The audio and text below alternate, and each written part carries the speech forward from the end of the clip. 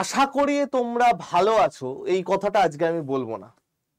কারণ যারা যারা সিরিয়াসলি এসএসসির পরীক্ষা টার্গেট করো, যারা সারা বছর ধরে চেষ্টা করে আসছো এসএসসির জন্য, জাস্ট ওই একটা দিনের জন্য ভালো করে দেওয়ার জন্য, আজকে আমার তাদের উপর বিভৎস রাগ হচ্ছে।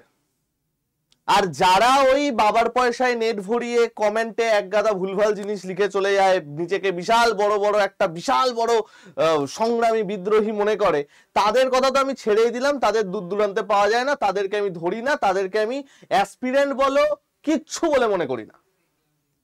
কিন্তু আজকে দিনটা শুধু আমাদের ছিল না, আজকে দিনটা ছিল তোমাদেরও। যারা যারা এসএসসির পরীক্ষা প্রপারলি দিতে চাও, যারা যারা এসএসসির পরীক্ষাকে টার্গেট করে তৈরি হয়ে আছো, এমন অনেক লোকজন আছে যাদের এটা লাস্ট সুযোগ। এমন অনেকে আছো যারা প্রথমবার পরীক্ষা দিচ্ছ, বা যারা হয়তো প্রাইভেট সেক্টর কোথাও জব করো, মানে কষ্ট করে রাত জেগে পড়াশোনা করে পরীক্ষা দিচ্ছ, তাদের জন্য আজকে আমি একটা কথাই বলবো, ছি। আজকে এসএসসির এগেইনস্টে প্রোটেস্ট ছিল। প্রোটেস্ট কিসের জন্য? কোন রকম ভুলভাল দাবি নেই ভাই, আমাদের স্টুডেন্টরা যেটা বলেছে সেটার জন্যই আজকে দিল্লিতে আমাদের সেন্ট্রাল টিম থেকে যাওয়া হয়েছিল, এবং বাংলার যত শিক্ষক সমাজ আছে, যত বড় বড় ইনস্টিটিউশন আছে, সেখানকার যে সমস্ত সম্মানীয় স্যার ম্যাডামেরা আছেন, প্রত্যেকে আজকে নিজাম প্যালেসে গেছিলেন এবং তাদের দাবি জানিয়েছিলেন যে সুন্দর ভবিষ্যৎ গড়ার জন্য ছাত্রছাত্রীরা এতদিন ধরে পরিশ্রম করছে, তারা যদি গিয়ে দেখে যে অ্যাডমিট কার্ড আসছে না, তারা যদি গিয়ে দেখে এক্সাম লিক হচ্ছে, তারা যদি গিয়ে দেখে এক্সাম পোস্টপোন হচ্ছে, তাহলে সেটা কিভাবে হতে পারে? দেখো, জাস্ট আমি তোমাদের কয়েকটা জিনিস বলি। আমি দুটো চিত্র আলাদা করে তুলে ধরেছি। এইটা হচ্ছে আমাদের দিল্লির চিত্র, যেখানে হাজার হাজার এসএসসি অ্যাসপিরেন্ট, আমি জানি অনেক ভিড় হয়েছে, আমি জানি, কিন্তু এইটা কি?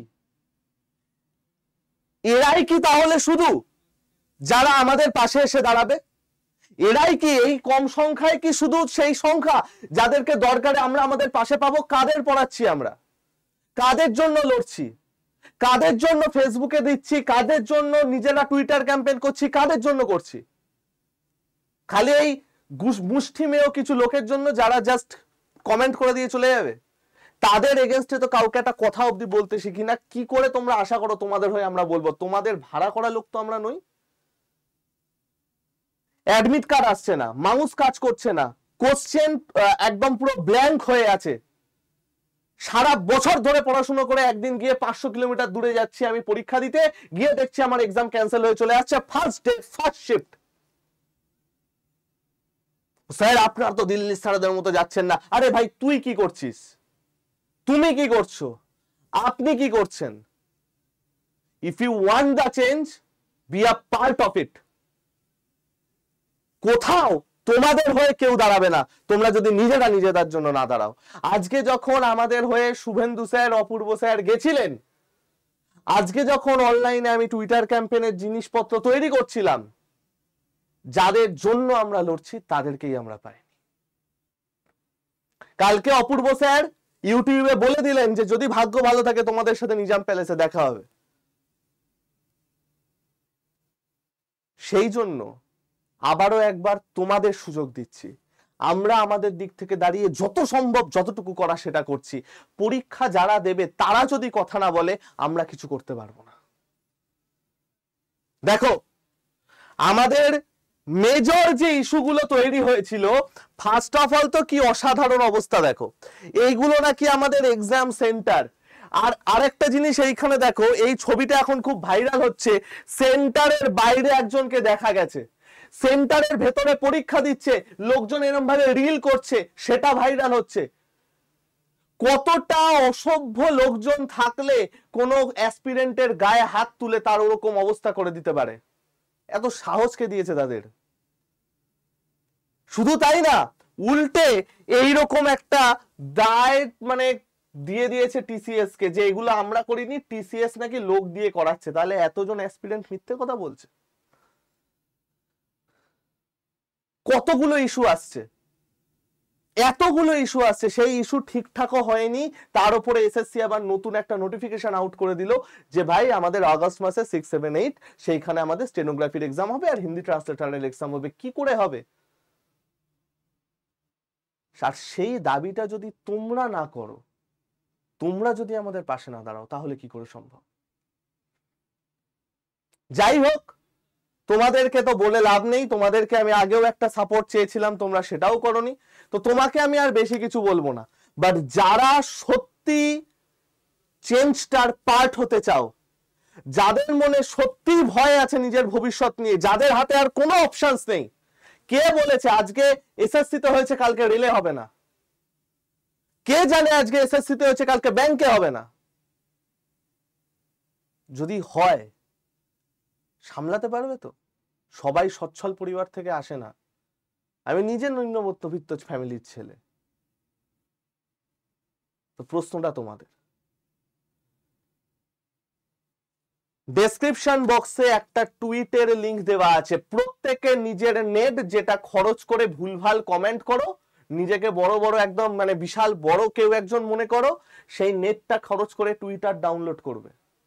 টুইটার ডাউনলোড করে আমাদের এই যে টুইটটা যেটা করা হয়েছে, আমাদের যিনি এই টেকনিক্যাল যারা ওয়েব পেজ যিনি হ্যান্ডেল করেন, তার হেড যিনি এফবি, ইনস্টা, টুইটার হ্যান্ডেল করেন আড্ডা 24/7 বেঙ্গলির তরফ থেকে, তার যে হেড, সেখান থেকে এই টুইটটা করা হয়েছে যে selection post equal to systematic harassment, mouse কাজ করছে না, সিস্টেম ল্যাগ, অটো শাটডাউন হয়ে যাচ্ছে, লোকজন পরীক্ষা দিতে গিয়ে দেখছে কারেন্ট অফ হয়ে গেছে দুবার, নো ভেরিফিকেশন, রং অ্যাডমিট কার্ড, যারা করছে, যারা ভেরিফিকেশন করছে, ছবি তুলছে, তাদের প্রপার ট্রেনিং নেই, ঘন্টার পর ঘন্টা দাঁড় করিয়ে রাখছে অ্যাসপিরেন্টদের, রুড স্টাফ, জিরো অ্যাকাউন্টেবিলিটি, লোকজন খারাপ ব্যবহার করছে, বলছে পরীক্ষা দিতে এসছো, পরীক্ষা না দিতে হলে চলে যাও। এ আবার কি? একজন কেউ পরীক্ষা দিতে গেছে মানে তার জ্ঞান, আমি কাউকে ছোট করছি না, তার জ্ঞান বলো বা তার সেই জায়গাটায় তৈরি হয়েছে মানে তার মধ্যে কিছু না কিছু আছে, সে এসএসসির এক্সাম দিতে যাচ্ছে মানে, সেই সাহসটা করেছে মানে। নট অনলি দ্যাট, বিভৎস দূরে ডিস্ট্যান্ট অ্যান্ড ডিসঅর্ডার্ড সেন্টারদের অবস্থা খুব খারাপ, এবং যেখানে আমরা চুজ করেছি তার 100, 150, 500 কিলোমিটার দূরে দূরে পাঠাচ্ছে।